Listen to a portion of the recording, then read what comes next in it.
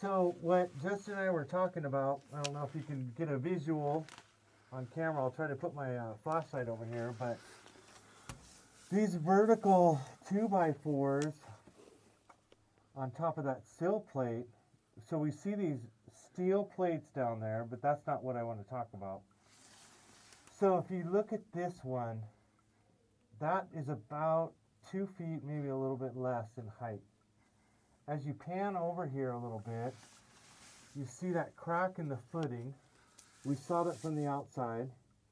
But then as you get to that crack, these vertical 2x4s start to get a lot longer. And by the time you hit the end, they're more than 3 feet. So if you go back to remember what I just said, this one over here is about 2 feet.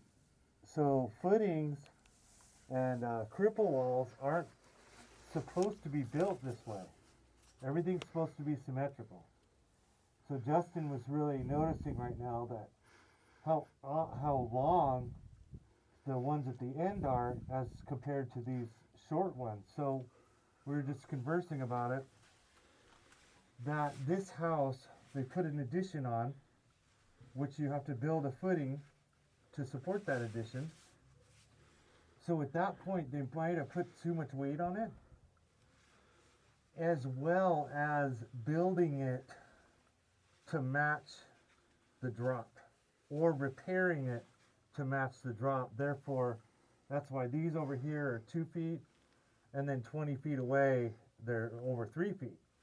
So there could be a lot of things, 2 or 3 things that happened here. But so what we are discussing, the new homeowner doesn't want to lift this place, they want to stabilize it. So I think that's a great idea for this place, even though it's down so much. But you would have to have so much framing work, and you'd have to compensate for the lift if you were to try to attempt to lift this place 10 inches. Plus there's no steel in the footing, and so you'd have to have steel beams to bridge the gap between all the helical piers. But yeah, this place is, it's good that we came down here and looked at this, because we would have never known this. But this is a good place to just stabilize and not lift.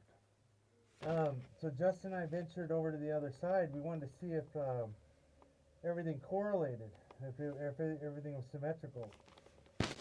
If there's the slope or the adjusted 2x4s to compensate for the sloping of the footing on this side.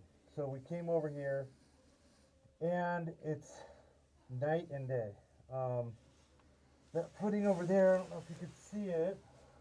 Okay, you can look at this one. It's similar to this, but it's not that.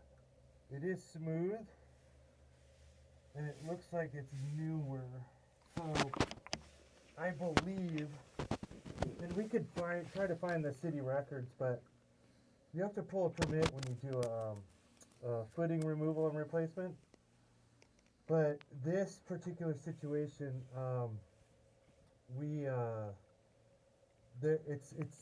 somebody did at some point remove and replace that footing on the, I guess that's the west side of the house.